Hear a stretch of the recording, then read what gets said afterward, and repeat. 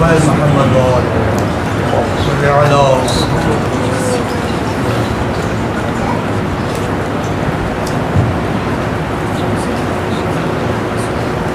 بلند صلوات الله من قرأ الفاتحة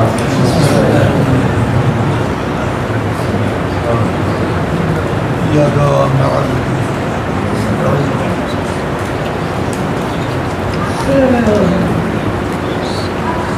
اللهم صل على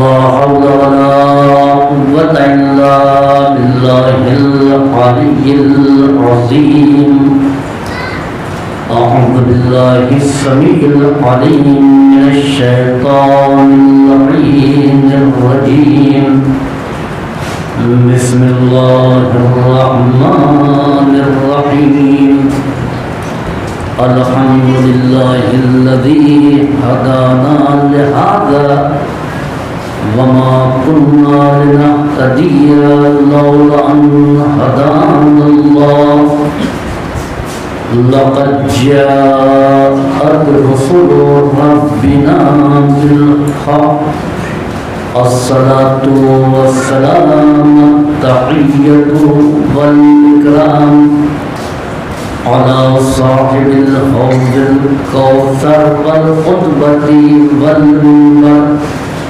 والركن والمشعر والوجه الأنور والخد الأقمر والجبين الأزهر والنسب الأطهر والحسب الأشهر صاحب الفضل والعطاء والجود والسخاء والنور والضياء العبد المؤيد والرسول المسدد مولانا بالقاسم محمد وعلى فطرته الطاهرة وذريته النجباء السعداء الذين كلامهم نور وأمرهم رشد ووصيتهم التقوى وعادتهم الإحسان وفعلهم الخير لا سيما على بقية الله الأعظم في الأرضين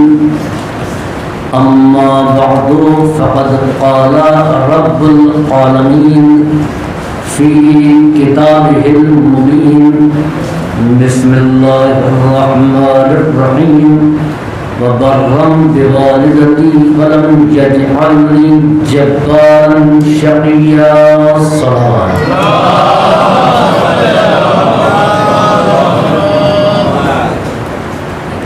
اس کائنات میں پیدا ہونے والا ہر انسان اپنی پیدائش اور اپنے وجود کے لیے ماں اور باپ دونوں کا محتاج ہے۔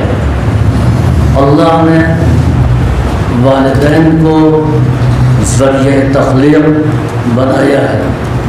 صرف ابتدائی آفرینش میں دو انسان ایسے تھے کہ جو اپنے وجود کے لیے اپنی خلقت کے لیے ماں باپ کے محتاج نہیں تھے۔ ایک جناب آدم، دوسرے جناب حوا۔ اس کے بعد اس دنیا میں آنکھیں کھولنے والا ہر بشر اپنے وجود کے لیے ماں اور باپ دونوں کا محتاج رہا ہے۔ یہ کاروبار انسانیت آگے بڑھتا رہا۔ جناب آدم کے دور سے اس کا سفر حیات شروع ہوا۔ انبیاء اور مرسلین جناب آدم کی نسل میں آتے رہے۔ جناب نوح، جناب ہود، جناب ادریس، اور یہ سلسلہ آتے آتے جناب عیسیٰ تک پہنچا۔ عیسیٰ نے اس کائنات میں جب آنکھ کھولی، اپنے وجود کے لیے ماں کے تو محتاج تھے، ماں کے تو احسان مند تھے، لیکن باپ کیے مرہون منت نہیں تھے۔ اللہ نے جناب عیسیٰ کو بغیر باپ کے پیدا کیا، یعنی عیسیٰ کو باپ سے بے نیاز بنایا، ماں سے بے نیاز نہیں بنایا۔ عیسیٰ ہم تم کو انفرادیت عطا کریں گے، تم کو بغیر باپ کے پیدا کریں گے، لیکن ماں سے بے نیاز نہیں بنائیں گے، تم ماں کے اپنے وجود کے لیے محتاج رہو گے۔ جناب عیسیٰ مقام فخر میں کہہ رہے ہیں برم بوالدتی، شکر ہے پروردگار کا کہ اس نے مجھے میری ماں کا فرما بردار بنایا ہے، اطاعت گزار بنایا ہے۔ وَلَمْ يَجْعَلْنِي جَبَّارًا شَقِيًّا، اور نہ مجھے جبار بنایا ہے نہ شقی بنایا ہے۔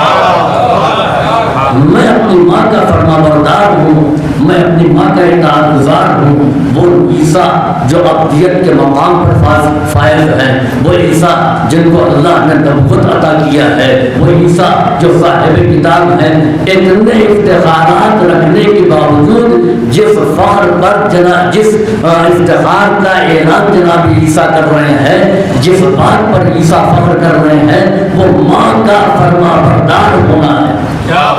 اس کے معنی یہ ہے کہ ماں کی فرما برداری انسان کو نبوت کا کمال عطا کرتی ہے۔ صلوات دیجیے محمد ورنہ کمال نبوت کے بعد، صاحب کتاب ہونے کے بعد جناب عیسیٰ کہہ رہے ہیں مجھے فخر یہ ہے کہ میں اپنی ماں کا فرما بردار ہوں، میں اپنی ماں کا اطاعت گزار ہوں۔ لم یجعلنی، مجھے نہیں بنایا ہے، مجھے نہیں قرار دیا ہے جبارا شقیہ، نہ میں جبار ہوں اور نہ شقی ہوں۔ تو اس کے معنی ہے کہ ماں کی فرما برداری نہ کرنے والا، ماں کی اطاعت نہ کرنے والا یا جبار ہوگا یا شقی ہوگا، اس کے علاوہ اور کچھ نہیں ہو سکتا۔ عزیزوں، ماں اور باپ کی عظمت کا اعلان اور ماں اور باپ کے حقوق کی رعایت تمام مذاہب میں اسلام نے جو کی ہے وہ کسی اور مذہب میں نہیں ہے۔ آپ تمام مذاہب کا جائزہ لیں اور پھر اسلام کا جائزہ لیں کہ اسلام نے ماں باپ کا حق کیا رکھا ہے اور ماں باپ کا مرتبہ کیا رکھا ہے۔ چنانچہ اعلان ہوتا ہے کہ وَقَضَىٰ رَبُّكَ أَلَّا تَعْبُدُوا إِلَّا إِيَّاهُ، تمہارے پروردگار کا فیصلہ ہے کہ اس کے علاوہ کسی اور کی عبادت نہ کرنا، وَبِالْوَالِدَيْنِ إِحْسَانًا، اور ماں باپ کے ساتھ حسن سلوک کرنا۔ اَنِ اشْكُرْ لِي وَلِوَالِدَيْكَ، میرا شکریہ ادا کرو اور اپنے ماں باپ کا شکریہ ادا کرو۔ عزیزوں، اللہ نے اپنے ذکر کے بعد فوراً ماں باپ کا تذکرہ کیا ہے، نبی اور امام کا ذکر بھی نہیں کیا۔ اللہ تعبد اللہ، اس کے علاوہ کسی اور کی عبادت نہ کرنا، اور پھر بلا فصل ماں باپ کا تذکرہ ہے، اور بالوالدین احسانا، اور ماں باپ کے ساتھ حسن سلوک کرنا۔ انشکر لی، میرا شکریہ ادا کرو، والدین، اپنے ماں باپ کا۔ درمیان میں نہ نبی کا ذکر ہے نہ امام کا ذکر ہے۔ ہونا تو یہ چاہیے تھا کہ اللہ کی بندگی کا تذکرہ ہوتا، نبی اور امام کی اطاعت کا ذکر ہوتا، اور ماں باپ کے ساتھ حسن سلوک کا تذکرہ ہوتا۔ نہیں، اللہ کی عبادت کے بعد، ذکر پروردگار کے بعد نبی اور امام کا تذکرہ نہ ہونا، ماں باپ کا براہ راست تذکرہ ہونا، ماں باپ کی عظمت کا اعلان ہے، اور اسی عظمت کے ساتھ ساتھ نبی اور امام کی عظمت کا بھی اعلان ہے۔ اور وہ کیسے؟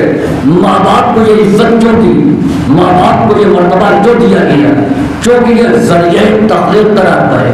کس کے خلقت کا ذریعہ؟ تمام انسانوں کے نہیں، صرف ہمارے وجود کے لیے، اپنی اولاد کے لیے۔ تو جس کو پروردگار عالم نے چند انسانوں کی ذریعہ، چند انسانوں کی ولادت کا ذریعہ بنایا، تخلیق کا ذریعہ بنایا، تو اس کو اتنی عظمت عطا کی۔ ذرا سوچیں کہ جس کو کائنات کی تخلیق کا ذریعہ بنایا ہے، اس کی عظمتیں کیا ہوں گی، رفتیں کیا ہوں گی، بلندیاں کیا ہوں گی۔ صلوات دیجیے محمد۔ دونوں کا قرآن کریم نے برابر سے کیا ہے، لیکن ماں کا تذکرہ خصوصیت کے ساتھ ہے۔ جناب عیسیٰ نے یہاں پر ماں کا تذکرہ کیا، اور ماں باپ کے حقوق میں ماں کے مرتبے اور حق کا اندازہ آپ اس بات سے لگائیے کہ نبی کریم صلی اللہ علیہ وسلم کے پاس ایک شخص آیا اور اس نے کہا اللہ کے رسول یہ بتائیے کہ میں کار خیر کرنا چاہتا ہوں، میں نیکی کرنا چاہتا ہوں، آپ بتائیے کہ کون سا کار خیر میں کروں؟ پیغمبر نے کہا امت، اگر کار خیر ہی کرنا ہے، نیکی ہی کرنا ہے تو اپنی ماں کے ساتھ حسن سلوک کرو، وہ نیکی اپنے ماں کے لیے کرو۔ اس نے دوبارہ کہا حضور میں کار خیر کرنا چاہتا ہوں، نیکی کرنا چاہتا ہوں، آپ بتائیے کہ میں کون سا عمل کروں؟ پیغمبر نے پھر جواب دیا امت، اپنی ماں کے ساتھ تم حسن سلوک کرو، ان کے ساتھ نیکی کرو۔ دو مرتبہ ایک ہی سوال کا جواب پیغمبر نے دیا، سوال بھی ایک ہے اور جواب بھی ہے۔ تیسری مرتبہ پھر اس نے پوچھا حضور میں کار خیر کرنا چاہتا ہوں، میں نیکی کرنا چاہتا ہوں، آپ بتائیے۔ پھر نبی کریم نے کہا امت۔ تین مرتبہ اس کے ایک سوال کا جواب آپ نے دیا امت امت امت۔ اب تو اس کو خاموش ہو جانا چاہیے تھا، سوال ایک ہے جواب ایک ہے، اس کو بیٹھ جانا چاہیے تھا، نہیں، اس نے چوتھی مرتبہ پھر اپنے سوال کو دہرایا۔ سوال تو پرانا ہے، جواب بدل گیا۔ چوتھی مرتبہ پیغمبر نے یہ نہیں کہا امت اپنی ماں کے ساتھ حسن سلوک کرو، نبی کریم نے کہا اباد اپنے باپ کے ساتھ نیکی کرو، اپنے باپ کے ساتھ حسن سلوک کرو۔ ماں کے لیے 3 مرتبہ، باپ کے لیے 1 مرتبہ پیغمبر نے کہا۔ پھر نہ اس نے سوال کیا نہ نبی کریم نے اس کے آگے کچھ کہا، کوئی وضاحت کی۔ پیغمبر نے متوجہ کیا، ماں کے لیے 3 مرتبہ کا امت امت امت، باپ کے لیے 1 مرتبہ۔ اگر باپ کا تذکرہ پیغمبر نہ کرتے تو ہم یہ سمجھتے کہ باپ کے ساتھ کوئی عمل خیر کرنے کی ضرورت نہیں۔ پیغمبر نے تذکرہ کیا باپ کا، تو اس کے معنی یہ ہے کہ باپ کے ساتھ بھی عمل خیر، لیکن تناسب کیا ہے؟ ماں کے لیے 3 مرتبہ کہا، باپ کے لیے 1 مرتبہ کہا۔ کم سے کم یہ واضح ہو گیا کہ ماں کے ساتھ جو باپ کے ساتھ نیکی کی جائے اس سے 3 گنا زیادہ ماں کے ساتھ کرنا چاہیے، اس لیے کہ پیغمبر نے 3 مرتبہ متوجہ کیا ہے۔ اور عظمتوں کا اندازہ یہی سے لگائیے، واقعہ کتاب رحمت والدین میں ہے، ایک شخص آیا نبی کریم کے پاس، اللہ کے رسول یہ بتائیے کہ میں نے ایک نظر مانی ہے۔ کیا نظر مانی ہے؟ جنت کی چوکھٹ کا بوسہ دی، جنت دیکھا ہے خواب میں، نظر مان لی ہے۔ عزیزوں نظر کا پورا کرنا شریعت میں واجب ہے، لیکن نظر وہی مانی جائے جو ہمارے اختیار میں ہو، وہ نظر نہ مانی جائے جو ہمارے بس میں نہیں ہے۔ پہلے اپنی اوقات ہم دیکھ لیں، اپنی قوت کا اندازہ کر لیں کہ ہم اس نظر کو ادا کر سکتے ہیں یا نہیں۔ نبی کریم کے پاس میں کہا کہ جنت کی چوکھٹ کا یعنی جنت جانا چاہتا ہے، یا رسول اللہ پہنچا دیجیے، براق منگا دیجیے۔ پیغمبر نے کہا ایسی نظر نہیں ماننا چاہیے، یہ پیغمبر نے اس کو سمجھا دیا۔ پھر نہ اچھا جب مان ہی لیا ہے تو جاؤ جا کے ماں کے قدموں کا بوسہ دے دو، نظر پوری ہو جائے گی۔ اس نے کہا یا رسول اللہ بچپنے میں ماں کا انتقال ہو گیا تھا، نہیں معلوم ماں کہاں دفن ہے، دیکھا ہی نہیں، یاد ہی نہیں ہے، اماں کو کہاں پائیں گے، ان کے پیروں کا بوسہ دے۔ پیغمبر نے کہا جاؤ جا کر کے باپ کی پیشانی کا بوسہ دو۔ عزیزوں ماں کے لیے کہا قدموں کا بوسہ دو، باپ کے لیے کہا پیشانی کا۔ اب یہیں سے باپ اور ماں کی عظمت کا فرق پہچانے کہ ماں کی عظمت باپ سے 1 قامت بلند ہے۔ جو جگہ ماں کے قدموں کی ہے وہ باپ کی پیشانی کی ہے۔ صلوات بھیجیے پر محمد والے۔ اس نے کہا مجھے نہیں معلوم۔ پیغمبر سے کہ ابا کہاں ہیں، ان کا بھی انتقال ہو گیا، دونوں نہیں ہیں، نہیں ہے۔ کہا جاؤ دونوں کی قبروں کا بوسہ دو، ماں کے پینتی باپ کے سرہانے۔ اللہ کے رسول بچپنے میں انتقال ہوا تھا، آپ کو یاد بھی نہیں ہے کہاں قبر بنی ہے، کس شہر میں دفن ہوئے، کچھ نہیں معلوم ہے۔ اب کیا ہو، نہ ماں موجود، نہ باپ موجود، نہ قبروں کا نشان موجود۔ پیغمبر نے فرمایا کہ تم 2 قبریں بناؤ، 2 قبروں کی شبیہ بناؤ، ایک کو ماں کی قبر فرض کرو اور ایک کو باپ کی قبر۔ میں کہوں گا یا رسول اللہ یہ اصلی قبر تو نہیں ہے نا، قبروں کی شبیہ بنائی جا رہی ہے اور اسی کو بدعت کہا جاتا ہے۔ کیا آپ بدعت کا حکم دے رہے ہیں؟ پیغمبر جواب دیں گے کہ نسبت سے عظمت پیدا ہو جاتی ہے۔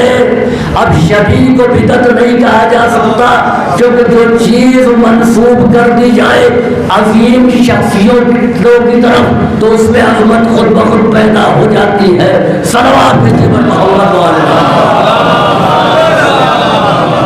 عزیزوں، ماں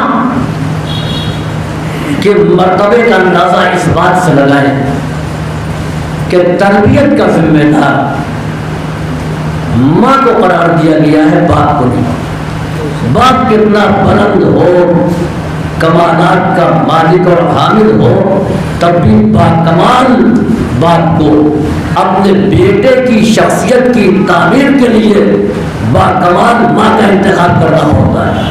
باپ کا کمال تنہا کافی نہیں ہوتا۔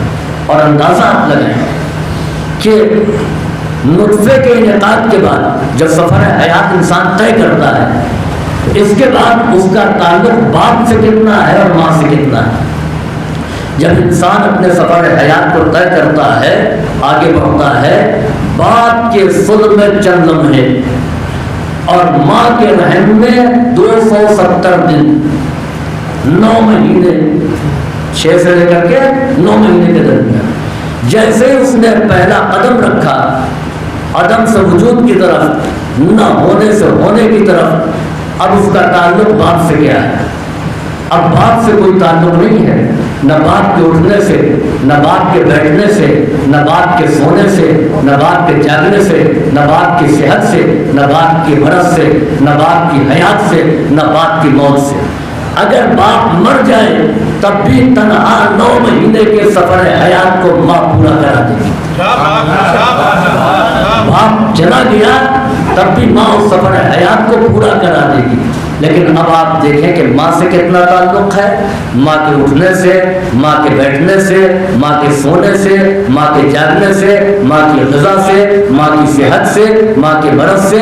اگر ماں مریض ہے تو یہ بھی متاثر ہوگا، ماں صحت مند ہے تو یہ بھی صحت مند ہوگا۔ ماں کی فکر سے بھی اس کے کردار پر اثر مرتب ہوگا، ماں کا سوچنا بھی اس پر اثر کرے گا۔ اگر فکر پاکیزہ ہوگی تو یہ بھی پاکیزہ کردار بنے گا، فکر آلودہ ہو گئی تو اس کا اثر اس کے کردار پر آئے گا۔ تو ہر لمحے ماں سے تعلق ہے۔ اب جو یہ نشو و نما پا رہا ہے، جو غذا پا رہا ہے، ماں کے خون جگر سے پا رہا ہے، اب جو گوشت و گوشت رویدہ ہو رہے ہیں تو ماں کے ذریعے سے ہے۔ تو اپنی کائنات حیات کہاں سے لے کر کے آئے؟ ماں کے وجود سے۔ انسان جس کے ساتھ زیادہ رہتا ہے اس سے زیادہ مانوس ہوتا ہے۔ باپ کے ساتھ کتنا رہا؟ چند سال۔ ماں کے ساتھ کتنا رہا؟ 9 مہینے۔ تو جس کے ساتھ زیادہ رہتا ہے اس سے زیادہ مانوس ہوتا ہے، اور جس سے زیادہ مانوس ہوتا ہے اس کے اثرات کو زیادہ قبول کرتا ہے۔ اگر متاثر نہیں ہے تو آپ اس کا اسٹائل نہیں اپنائیں گے، کسی سے متاثر ہے تو اس کا انداز اپنے حیات میں اپنائیں گے۔ یہی وجہ ہے ماں کو تربیت کا ذمہ دار بنایا ہے۔ ماں اس شخصیت کا نام ہے، اس ذات کا نام ہے کہ جس کے ذریعے سے بچے کو سکون ملتا ہے۔ آپ دیکھیں کہ ماں کی آغوش نہیں ہے بلکہ صحیفہ انسانیت کا جسدان ہے۔ ماں کے قدموں کے نیچے جنت نہیں ہے بلکہ ماں کا وجود جنت ہے۔ جنت میں نہر لبن تو اللہ نے ماں کے یہاں بھی اس نہر کو رکھا۔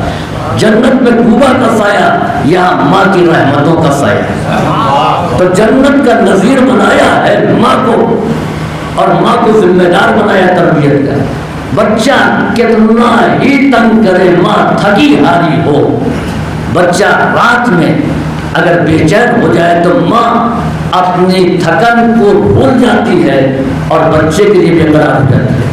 ماہرین نفسیات نے بات کہی، بچہ اگر بہت زیادہ بے قرار ہو اور اس کو کسی نماز سے سکون نہ مل رہا ہو، چین نہ آ رہا ہو، قرار نہ مل رہا ہو، تو ماں کو چاہیے کہ اس کو اپنے بائیں پہلو سے ملا دے، بائیں پہلو سے قریب کر دے۔ کیوں کہ شکم میں وہ بائیں جانب تھا، لہذا بائیں پہلو سے زیادہ مانوس ہے بنسبت داہنے پہلو کے۔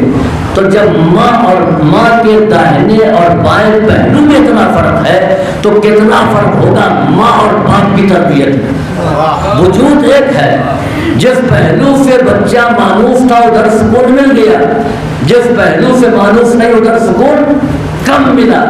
عزیزو، یہ مانوسیت ہی ہے کہ جس کی عادت بڑے ہونے کے باوجود برقرار رہتی ہے۔ آپ کہیں چلے جائیے، کتنا ہی آرام دہ بستر مل جائے، کتنا ہی اچھا کمرہ مل جائے، میزبان پوچھے گا آپ کو نیند آئی تو جواب یہی ہوگا کہ ٹھیک سے نہیں سو سکا۔ کیا بستر بہتر نہیں تھا، ایٹماسفیئر اچھا نہیں تھا، کمرہ اچھا نہیں تھا، سکون نہیں تھا، سب کچھ تھا، مگر جس بستر سے مانوس نہیں تھے وہ بستر نہیں تھا، لہذا اس انداز کی نیند نہیں آئی جیسی انداز کی نیند گھر میں آیا کرتی تھی۔ عزیزوں، مانوس جگہ پر جب انسان سوتا ہے تو بے خبر ہو کر کے سوتا ہے، نیند آ جاتی ہے۔ نامانوس جگہ پر نیند نہیں آتی ہے۔ اب مجھے نہیں معلوم شب ہجرت علی کتنا مانوس تھے، صلوات بھیجے پر محمد چین کی نیند سوئی والی جو کبھی ساری رات نہ سویا ہو۔ تو عزیزوں، ماں کو ذمہ دار بنائے، اور یہی وجہ ہے کہ امیر المومنین جیسا باکمال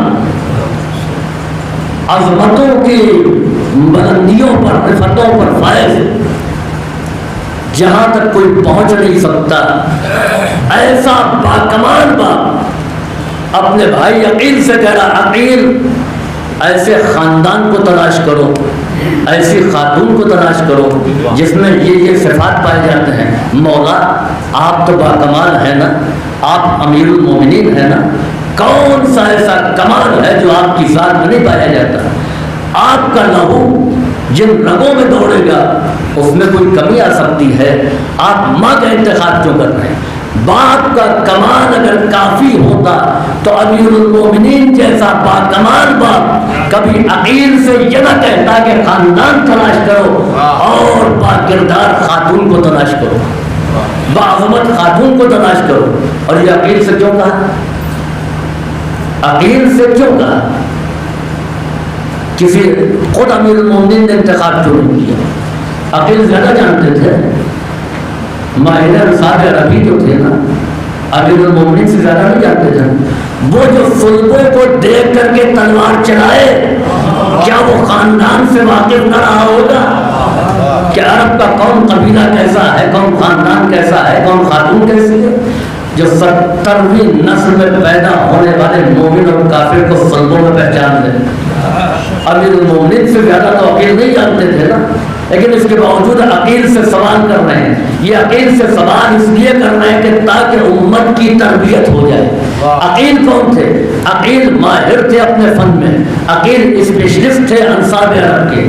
امیر المومنین نے متوجہ کیا کہ جب کوئی سوال کرنا تو اس کے ماہر سے سوال کرنا، اس کے اسپیشلسٹ سے سوال کرنا، یہ عجب ستم ظریفی ہے کہ ہم جب مکان بنانے جاتے ہیں تو ماہر کو تلاش کرتے ہیں، علاج کرانے جاتے ہیں تو ماہر کو تلاش کرتے ہیں، لیکن دینی مسئلہ ہر سڑک چھاپ سے گزر لیتے ہیں۔ صلوات بھیجیے پر محمد والے۔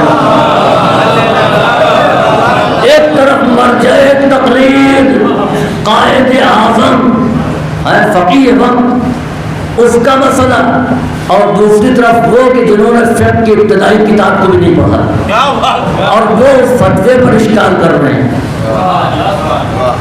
بڑے بڑے احادیث کی تمام کتابیں موجود ہیں، لہذا آپ کو تقلید کی کیا ضرورت ہے؟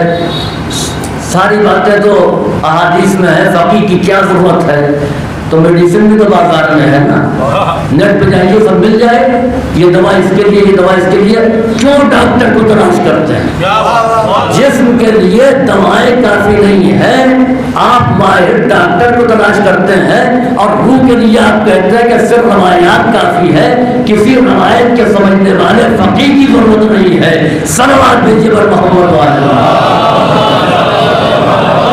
عزیزوں، بہرحال کسی کی شخصیت کی تعمیر کے لیے ماں کا ایک رول ہوتا ہے۔ امیر المومنین کا یہ کہنا جناب عقیل سے کہ ایسی خاتون کو تلاش کریں، ایسے قبیلے کو تلاش کریں جہاں میں عقد کروں اور ایسا بیٹا پیدا ہو جو کمالات میں میرا وارث ہو، میں چاہتا ہوں کہ میں اس کی تربیت کروں۔ عزیزوں، اس کا اندازہ آپ لگائیں کہ جنگ صفین میں امیر المومنین کے دو بیٹے، دونوں علی کے بیٹے، ایک کا نام محمد، ایک کا نام عباس۔ محمد کا میدان جنگ میں رکنا اور ہچک کر کے یہ کہنا کہ بار بار میں جا رہا ہوں، عباس کا بار بار صفین کی طرف لپکنا، در حقیقت یہ دو ماؤں کی شیر کی تاثیر تھی جس کا اعلان خود امیر المومنین نے کیا۔ وہ حنفیہ کا شیر تھا کہ محمد کے قدم رک رہے تھے، یہ ام البنین کا شیر ہے کہ عباس برابر آگے بڑھتے جا رہے ہیں۔ صلوات بھیجیے پر محمد وعلیہ۔ اگر ماؤں کے کردار اور کریکٹر کے بارے میں آپ دیکھیں تو تاریخ اسلام کا جائزہ لیں اور وہاں سے ماؤں کا رول اور کریکٹر نظر آتا ہے۔ جنگ خیبر میں جب مسلمانوں کو مسلسل ناکامی ہو رہی تھی، لشکر اسلام مسلسل شکست کھا رہا تھا، تو پیغمبر اسلام نے اعلان کیا لأعطین الراحة غدا رجلا کرارا غیر فرار، کل میں علم اس کو دوں گا جو مرد ہوگا، کرار ہوگا، غیر فرار ہوگا، اور پھر اس کے بعد میں بڑھ بڑھ کر کے حملہ کرنے والا ہوگا۔ یحب اللہ ورسولہ، اور اللہ اور اس کے رسول سے محبت کرتا ہوگا، ویحبہ اللہ ورسولہ، اور اللہ اور اس کے رسول اس سے محبت کرتے ہوں گے۔ اس اعلان کے بعد طیب العرض کر کے امیر المومنین مدینے سے خیبر پہنچے۔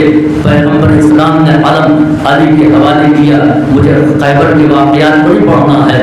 امیر المومنین علم لے کر کے قلعہ قابوس کے سامنے آ گئے، پتھر میں علم کو نصب کر دیا، حارث کو قتل کر دیا، انتر کو مار دیا، یہ دونوں جنگجو مارے گئے۔ یہ خبر مرحب تک پہنچی، مرحب نے کہا کیا نیا لشکر آ گیا ہے، کیا نئی فوج آ گئی ہے؟ یعنی فوج وہی ہے، علمدار بدل گیا ہے۔ علمدار کے بدل جانے سے لشکر کی کیفیت بدل جاتی ہے کہ علمدار بدل گیا ہے۔ آج کا علمدار مختلف ہے۔ مرحب نے خود پہنا، زرہ پہنی، جوشن پہنا، نیزے دیے، تلوار دیا اور گرجتا ہوا نکلا۔ آتے ہی رجس پڑھا، کون ہے کس کی موت یہاں تک لے آئی ہے؟ کیا اس کو خبر نہیں ہے؟ کیا اس کو نہیں معلوم ہے؟ انا الذی سمتنی امی مرحبا، میں وہ ہوں کہ جس کی ماں نے میرا نام مرحب رکھا ہے، میری ماں نے میرا نام مرحب رکھا ہے۔ کون آ گیا ہے؟ کس کی موت یہاں تک لے آئی ہے؟ یہ کون اعلان کر رہا ہے؟ مرحب اعلان کر رہا ہے۔ امیر المومنین نے اس کا جواب اسی انداز میں دیا، یہ نہیں کہا کہ میں امام المتقین ہوں، میں لافتہ ہوں، میں یعقوب الدین ہوں، اپنے کسی کمال کا اعلان نہیں کیا، اسی انداز میں جواب دیا کہ انا الذی سمتنی امی حیدرہ۔ مرحب کا اعلان کیا تھا کہ انا الذی سمتنی امی مرحبا، میں وہ ہوں کہ میری ماں نے میرا نام مرحب رکھا ہے۔ امیر المومنین کہہ رہے ہیں انا الذی سمتنی امی حیدرہ، میں وہ ہوں کہ میری ماں نے میرا نام حیدر رکھا ہے۔ اسی انداز میں جواب دیا۔ عزیزوں، یہ جواب دینا کہ میری ماں نے میرا نام حیدر رکھا ہے تو مارکہ خیبر دو سرماؤں کی جنگ نہیں تھی، دو پہلوانوں کا مقابلہ نہیں تھا، دو کمانڈروں کا ٹکراؤ نہیں تھا، بلکہ یہ دو ماؤں کے کردار کی جنگ تھی۔ وہ ماں ہے جو مرحب بناتی ہے، یہ ماں ہے جو حیدر بناتی ہے۔ صلوات بھیجیے پر محمد وعلیہ۔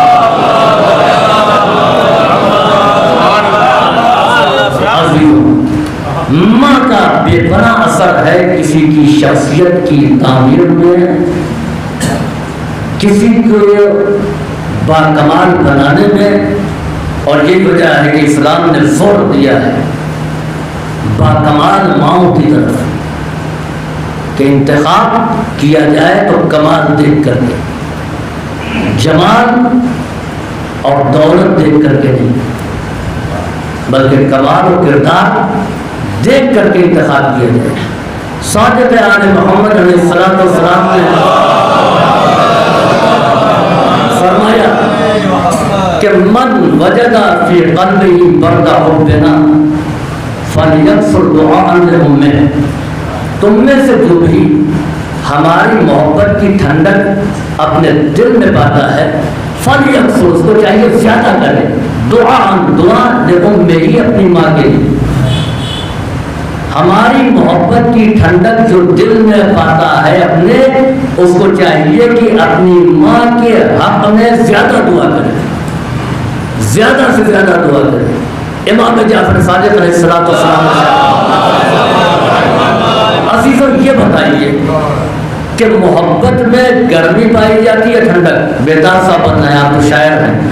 شعراء نے محبت کو آگ کہا، آتش کہا، شعلہ دوبارہ کہا، محبت جلا دیتی ہے، محبت خاکستر کر دیتی ہے، یہی ہے نا؟ اچھا ہو سکتا ہے کہ اردو کی شاعری میں ہو، نہیں عربی شاعری میں بھی یہی ہے۔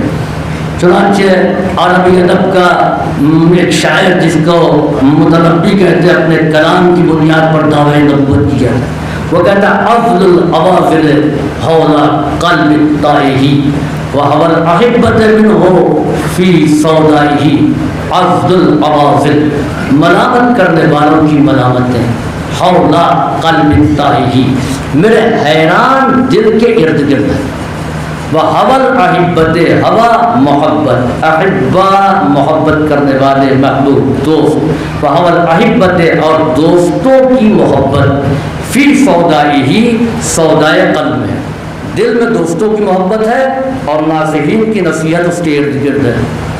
اگلے شعر میں کہتا ہے یشک الملام الی النوائح حرہ، ملامت کرنے والوں سے محبت کی گرمی کی شکایت کرتی ہیں، کیوں؟ یصد حین یلمنا عن برہائہ، وہ رک جاتی ہیں، حین جب یلمنا ملامت کی جاتی ہے، عن برہائہ اس کی ناقابل برداشت گرمی، برہا وہ گرمی جو ناقابل برداشت ہو، اس کی ناقابل برداشت گرمی سے ملامتیں نصیحتیں کیوں نہیں اثر کرتی، دل تک نہیں پہنچتی۔ دل تک کیوں نہیں پہنچتی ہیں؟ اس لیے کہ محبت کی شدید گرمی ہے، وہ گرمی وہاں تک نہیں پہنچنے دیتی ہے۔ تو عزیزوں عرب شاعر بھی کہتا ہے محبت میں گرمی پائی جاتی ہے، ہمارے یہاں کے شعراء بھی کہتے ہیں محبت میں گرمی پائی جاتی ہے، فارسی زبان کا شاعر بھی کہتا ہے محبت میں گرمی پائی جاتی ہے، امام نے کہا نہیں محبت میں ٹھنڈک پائی جاتی ہے۔ من وجدا فی قلبہ برد حبنا، تم میں سے جو بھی اپنے دل میں ہماری محبت کی ٹھنڈک پاتا ہے فلیکثر دعاء لأمہ، تو اس کو چاہیے کہ اپنی ماں کے حق میں زیادہ دعا کرے۔ امام نے کہا ٹھنڈک، شعراء نے ادباء نے کہا گرمی۔ یہاں سے محبت کی دو قسمیں ہوئی، ایک محبت وہ جس میں گرمی پائی جاتی ہے، ایک محبت وہ جس میں ٹھنڈک پائی جاتی ہے۔ محبت دنیا جس میں گرمی پائی جاتی ہے، جو جلا دیتی ہے، خاکستر کر دیتی ہے۔ محبت دین، محبت اہل بیت وہ ہے جس میں ٹھنڈک پائی جاتی ہے، جو دلوں کو ٹھنڈک عطا کرتی ہے۔ دونوں میں فرق پہچانے کہ دنیا کی محبت دل کو جلا دیتی ہے، اہل بیت کی محبت دل کو جلا بخشتی ہے۔ ان دونوں محبتوں میں فرق یہ ہے کہ دنیا کی محبت میں عاشق کا دل جلتا ہے، رقیبوں کے دل ٹھنڈے رہتے ہیں۔ اہل بیت کی محبت میں عاشق کا دل ٹھنڈا رہتا ہے، رقیبوں کے دل جلتے ہیں۔ صلوات بھیجیے محمد والے۔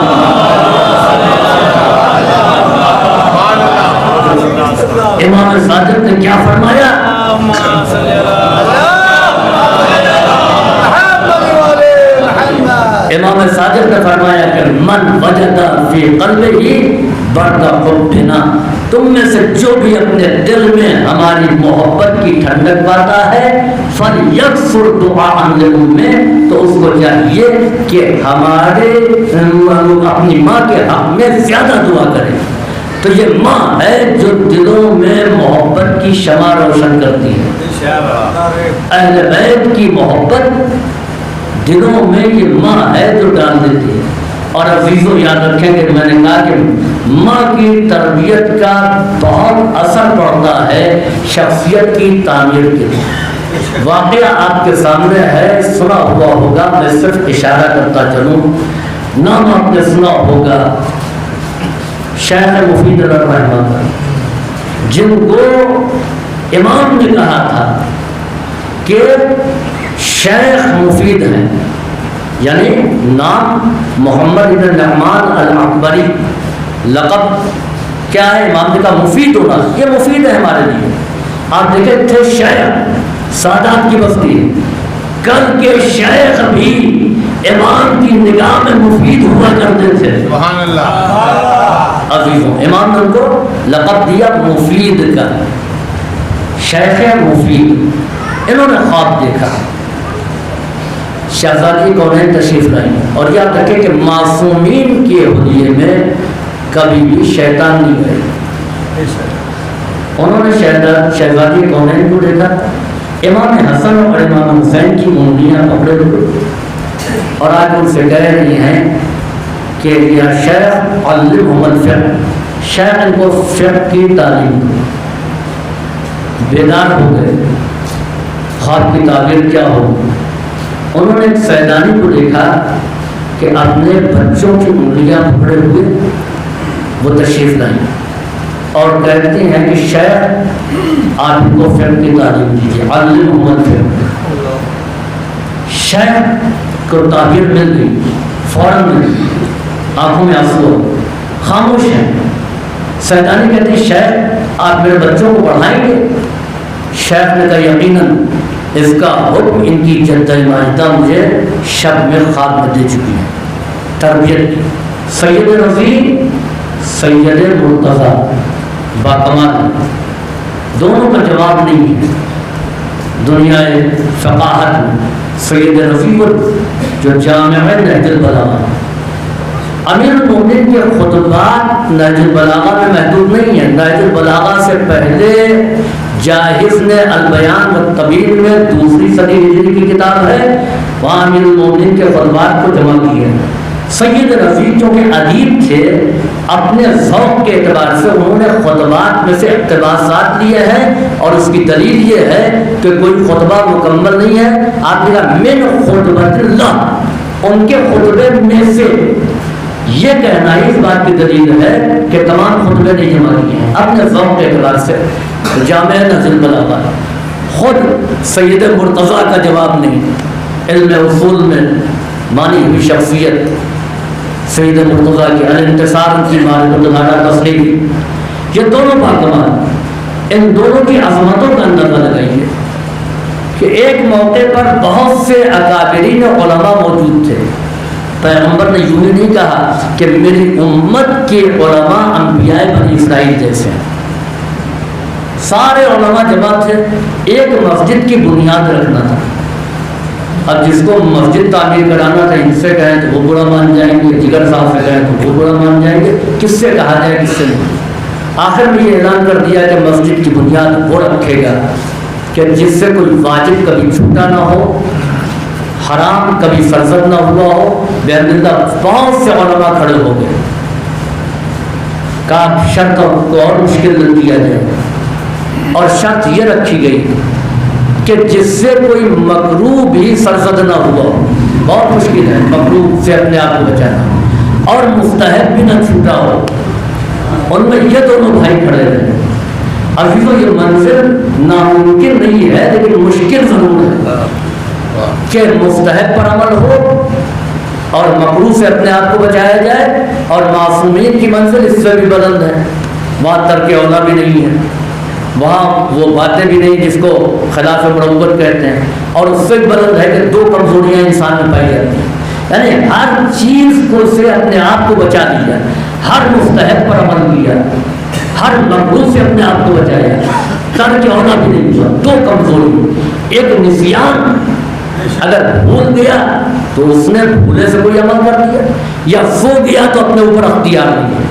یہ 2 کمزوری ہر ایک کے نفس میں پائی جاتی ہے، یا بھولنا اور یا سو گیا ہے تو نفس پر اختیار نہیں ہے۔ بس یہی فرق ہے جناب عباس اور امام حسین کی عصمت پر، کہ جناب عباس بھی اس منزل پر ہے کہ ہر مستحب پر عمل، کوئی بھی مکروہ سرزد نہیں ہوا، ترک اولا بھی نہیں ہے، یعنی اپنے کردار کو بچایا ہے، لیکن سوتے میں جو اختیار ہے وہ صاحبان عصمت کو۔ یہی فرق ہے جناب عباس اور امام حسین کی عصمت میں، جناب زینب اور جناب فاطمہ زہرا کی عصمت میں، کہ یہ وہ افراد ہے کہ نہ ان سے نسیان ہوتا ہے اور نہ سوتے وقت ان کے نفس پر ان کا اختیار نہیں رہتا۔ یہ اختیار ہی تو تھا کہ سو کر کے مرضی پروردگار کا سودا کر دیا۔ صلوات بھیجیے پر محمد والے۔ تو اس منزل پر بحمداللہ یہ دونوں فائز تھے۔ میں جلدی جلدی اپنے آخری منزل کی طرف آنا چاہتا ہوں۔ اس منزل پر دونوں فائز تھے۔ چنانچہ ان کی ماں سے یہ کہا گیا، بی بی آپ کے بیٹوں کا کیا کہنا، ان کا بلند مرتبہ ہے، اور اس واقعے کو بیان کیا تو ماں نے جواب دیا کہ اس میں میری تربیت کا اثر ہے، میں نے بغیر وضو کے کبھی ان کو شیر نہیں پلایا۔ جب ماں اس طہارت کا اہتمام کرتی ہے تو بیٹے سید رضی اور سید مرتضیٰ کہلاتے ہیں۔ صلوات بھیجیے پر محمد والے۔ عزیزوں، بہرحال ماں کا مرتبہ، ماں کی عظمتیں، ماں کا حق شریعت نے اور احادیث سے ثابت ہے کہ باپ سے زیادہ ہے۔ عزیزوں، دنیاوی اعتبار سے بھی آپ دیکھ لیجیے، امریکہ کا صدر ابراہیم لنکن وہ کہتا ہے کہ میں اس منزل پر جو پہنچا ہوں، اس مرتبے پر پہنچا ہوں، تو اس میں میری ماں کی تعلیم اور تربیت کا اثر ہے۔ میری ماں دیہات کی ان پڑھ عورت تھی، پڑھی لکھی نہیں تھی، مگر میرے ساتھ بہت محنت کی اور اچھی طریقے سے میری پرورش کی۔ میں اس منصب پر پہنچا ہوں تو اپنی ماں کی وجہ سے، اپنی ماں کی وجہ سے۔ پھر وہ کہتا ہے کہ اگر میری ماں پڑھی لکھی عورت ہوتی تو میں جنت کو اسی زمین پر اتار دیتا۔ یہ جملہ ہے صدر امریکہ کا اپنی ماں کے سلسلے میں۔ میری ماں اگر پڑھی لکھی عورت ہوتی تو میں جنت کو اسی سرزمین پر اتار دیتا۔ یہ اس کا ایک خیال تھا جس کا اس نے اظہار کیا، اور واقعی عمل کر کے اس ماں کے بچوں نے دکھایا کہ جس کی ماں کا علمی مرتبہ خالق نہج البلاغہ کے برابر تھا۔ اس کا فدق کا خطبہ فدق کا خطبہ علی کے شاہکار خطبے کے برابر نظر آ رہا ہو، جس کا علمی پایا وہی ہے جو خطیب منبر سرونی کا علمی پایا ہے، تو ان کے بیٹوں نے اعلان نہیں کیا کہ میں جنت کو اتار دیتا، جنت کو سرزمین پر اتار کر کے دکھا دیا۔ صلوات بھیجیے پر محمد والے۔ جنت کے لباس منگائے، جنت کی نعمتیں منگائی، جنت کے میوے منگائے، جنت کا انار منگایا، تو جنت کو اس دنیا میں اتار کر کے دکھایا ہی نہیں دکھایا۔ عزیزوں، ماں کے وجود کی اہمیت کا اندازہ آپ لگائیں کہ ماں کا وجود ہمارے لیے کتنا ہے۔ میں آخری بات ربط مسائل، کیونکہ مجھے سفر بھی کرنا اور شب میں 9 بجے فیض آباد میں میٹر سے پڑھنا ہے، ورنہ باتیں بہت سی تھی بیان کرنے کی۔ 3 چیزیں ہیں جو بنیادی ضرورتوں میں سے ہیں، جو آدم سے لے کر کے آج کے ترقی یافتہ دور میں بھی ہے۔ روٹی، کپڑا اور مکان۔ رہنے کو جگہ چاہیے، کھانے کو غذا اور پہننے کو لباس۔ جب ہم اپنی ماں سے قریب تھے، شکم مادر میں تھے، تو ان تمام چیزوں کے محتاج نہیں تھے، نہ لباس کے محتاج تھے، نہ جگہ کے محتاج تھے مکان کے، اور نہ غذا کے۔ جیسے ہی اس عالم ظاہر میں آئے، ماں کے وجود سے تھوڑا فاصلہ ہوا، اب رہنے کے لیے جگہ بھی چاہیے، پہننے کے لیے لباس بھی چاہیے، کھانے کے لیے غذا بھی چاہیے، یعنی محتاج کہلائے۔ جب تک ماں سے قریب رہے، اس کے وجود کا حصہ رہے، تو ہم محتاج نہیں تھے، نہ روٹی کے، نہ کپڑے کے، نہ مکان کے۔ جیسے ہی ماں کے وجود سے فاصلہ ہوا تھوڑا سا، تو محتاج بن گئے۔ اب روٹی کے بھی محتاج ہے، کپڑے کے بھی محتاج ہے، جگہ کے بھی محتاج ہے، تو تھوڑا سا فاصلہ محتاج بنا دیتی ہے۔ اب ذرا سوچے کہ ماں سے اتنا فاصلہ ہو جائے کہ اب ماں کو دیکھ ہی نہیں سکتے، پوری حیات کا فاصلہ یعنی موت میں فاصلہ پیدا کر دیا۔ جب اتنی دوری ہو گئی تو سوچے کہ ہم کتنا محتاج ہو گئے۔ اب محتاج ہو گئے، واقعی ہو گئے۔ جناب موسیٰ جیسے اولو العزم پیغمبر سے ٹھیک ہے کہ موسیٰ سنبھل کے قدم رکھنا، کیوں؟ اس لیے کہ وہ ماں اب نہیں رہی جو تمہارے لیے دعا کرتی تھی، وہ ماں اب نہیں رہی جو تمہارے لیے دعا کرتی تھی۔ جناب موسیٰ معمولی پیغمبر نہیں، عظیم نبی، اور ان سے کہا جا رہا ہے کہ ماں کے انتقال کے بعد سنبھل کر کے قدم رکھنا۔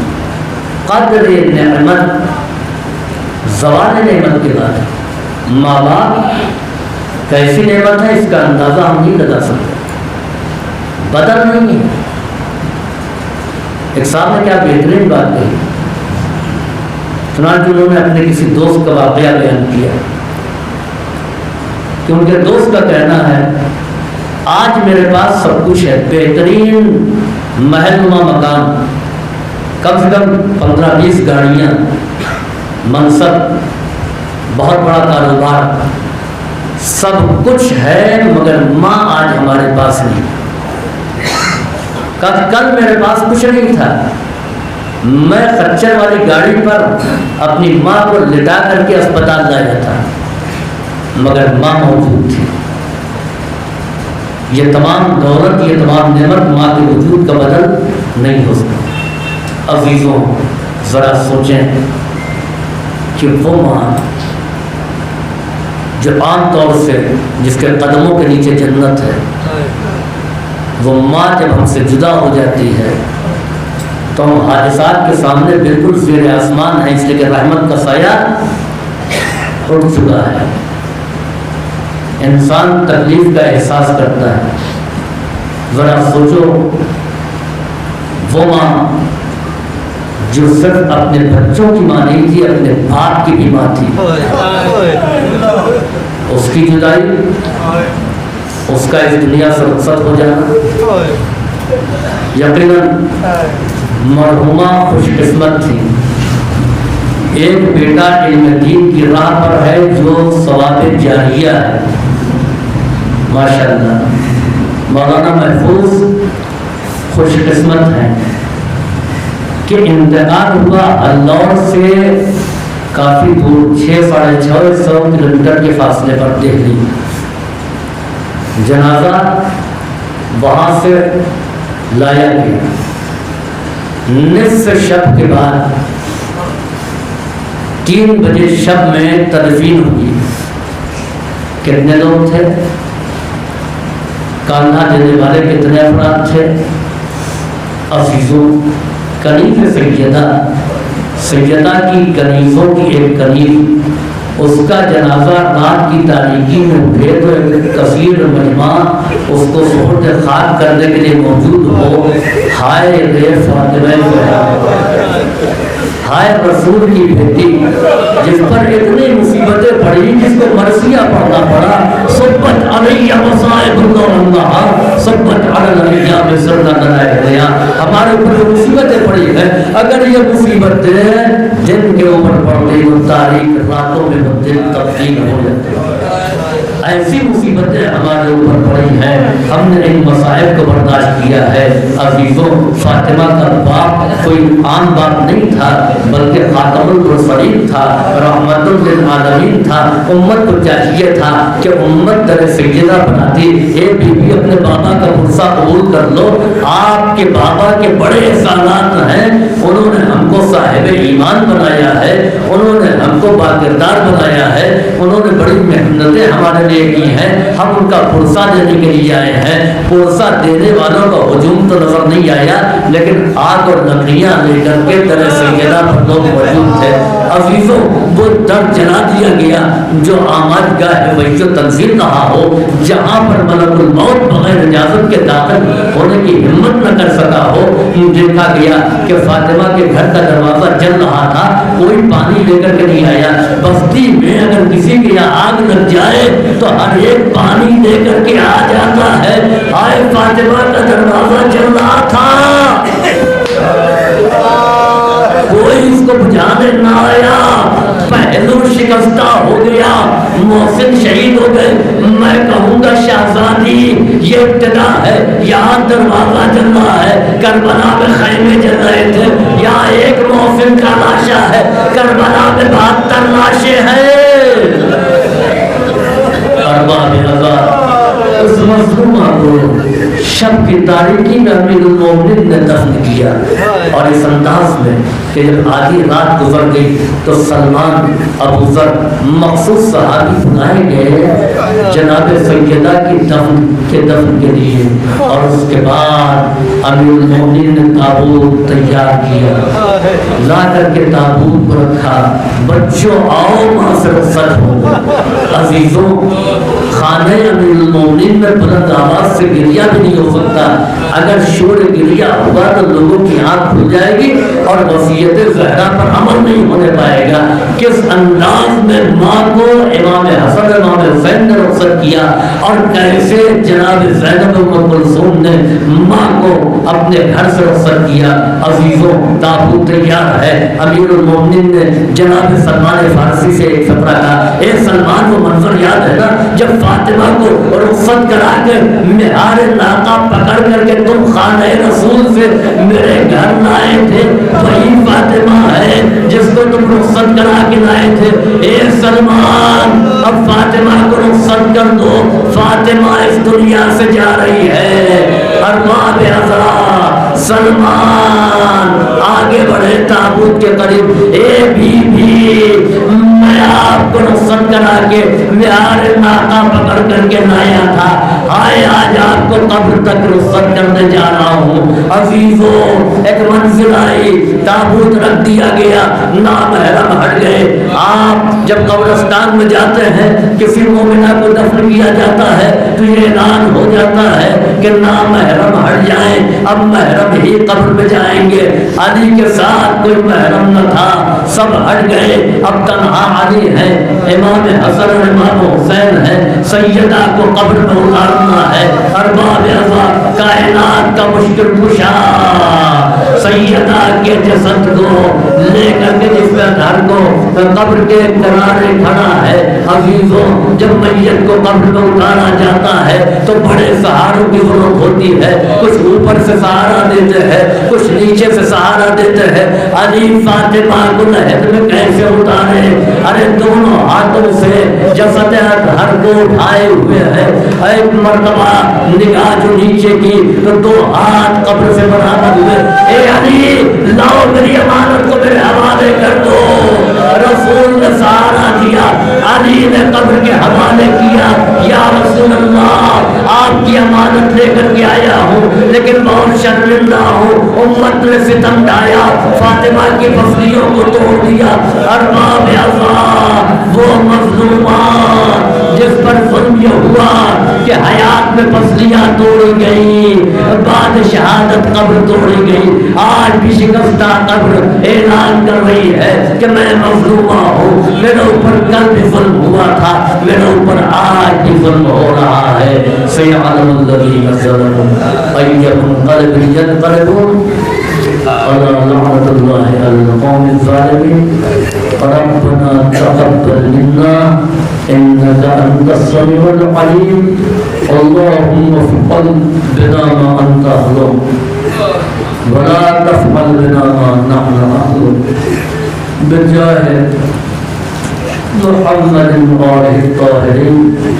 آپ حضرات سے التماس ہے ایک مرتبہ سورہ الحمد اور سورہ توحید کی تلاوت کر کے مرحومہ نجمہ فاطمہ بنت توفیق حسن مرحوم کے نام سے إياك نعبد